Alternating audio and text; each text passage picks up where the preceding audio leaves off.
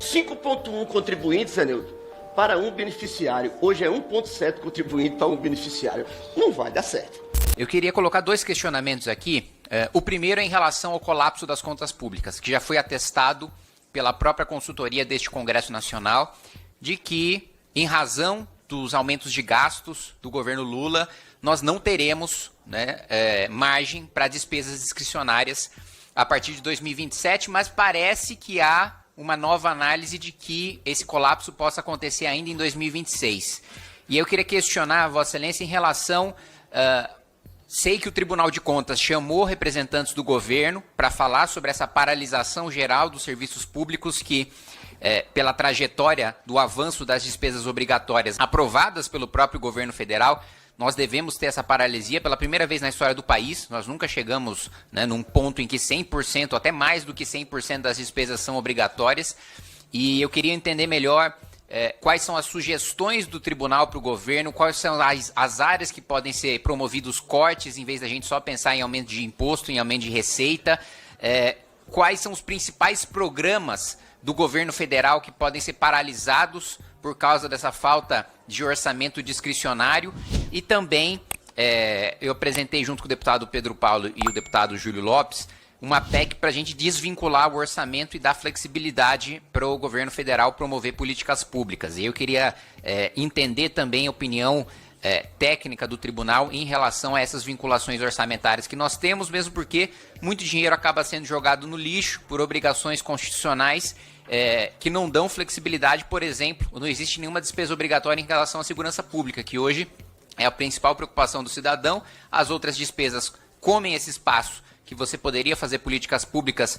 Outro setor também é o meio ambiente, que não tem despesas obrigatórias, infraestrutura não tem despesas obrigatórias, então vários setores fundamentais do nosso país podem ficar com investimento zero por causa desse avanço da PEC da transição somado com o arcabouço fiscal. E outro questionamento que eu queria fazer, presidente, é em relação à fiscalização do Tribunal de Contas da União nesse novo escândalo do INSS.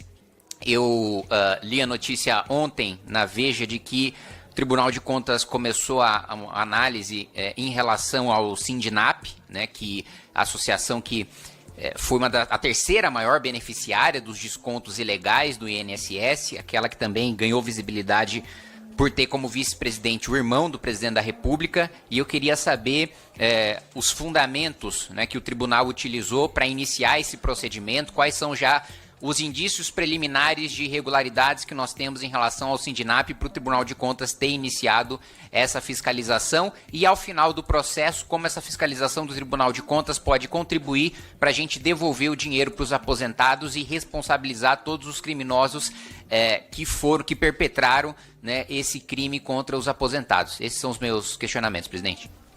Com a palavra o deputado José Nelto. Senhor presidente, primeiro, essa comissão, na sua presidência, juntamente com todos os membros, tem provocado vários temas e cumprindo o papel dela, que é a Comissão de Controle e Fiscalização das Contas. Até porque a imprensa nacional toda coloca que 2027 as contas públicas da saúde, educação, o cumprimento dos tetos constitucionais, poderá colapsar-se. E também, eu até fiz um discurso há um ano, colocando a minha preocupação com o INSS, a Previdência. O que está acontecendo no Brasil, senhor presidente? Grande parte da população, os mais vulneráveis, na Bolsa Família, não contribui com o INSS. Então, a base da contribuição contributiva vai diminuindo. E essa juventude nossa, e o Kim, esse jovem, já foi embora já? Está aqui o Kim?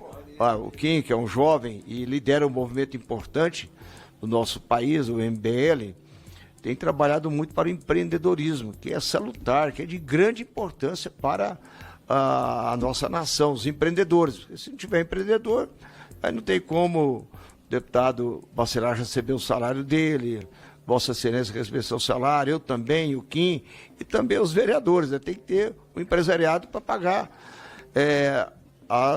pagar os impostos, mas ao mesmo tempo também nós temos que controlar os gastos, porque não adianta você aumentar a arrecadação e os gastos subindo na mesma direção. Claro que não vai sobrar recursos para investimentos. Essa é a grande cobrança.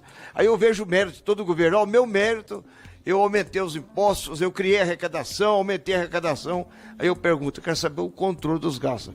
Essa eu não tive ainda. Então você não tem mérito nenhum, porque é muito fácil dar uma canetada para o consumidor pagar os seus impostos aqui. O competente deputado Kim falou da sua preocupação com o colapso e, Kim, no dia 11 de junho próximo, você pode assistir, convidado nosso, até porque é um representante do povo, o papel mais importante do tribunal é julgar as contas da presidência da República. E esse julgamento ocorre durante um ano inteiro, a avaliação. É muito interessante e nós temos publicado a cada 2 meses o momento econômico do Brasil. A cada 2 meses nós fazemos, existe um voto que é daqueles 2 meses. Quando chega com 4 meses, nós somamos o primeiro com o segundo e fazemos outro com o quadrimestre. Então, ao final dos 12 meses, nós temos um completo retrato das finanças e da economia do Brasil. A macroeconomia e a economia que nós chamamos de políticas públicas. Eu fui relator há 2 anos atrás da primeira conta da nova presidência da República. Fui relator à época. E coloquei lá um quadro que Zé Neudo falou aqui sobre os problemas da Previdência Social no Brasil, que é a inversão da cadeia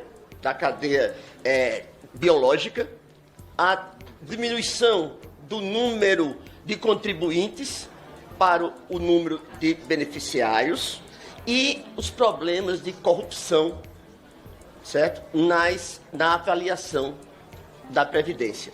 2 anos atrás, né? E esse assunto, para você ter uma ideia, quando eu entrei no tribunal, nós tínhamos 5,1 contribuintes, Zé Neudo, para um beneficiário. Hoje é 1,7 contribuinte para um beneficiário. Não vai dar certo.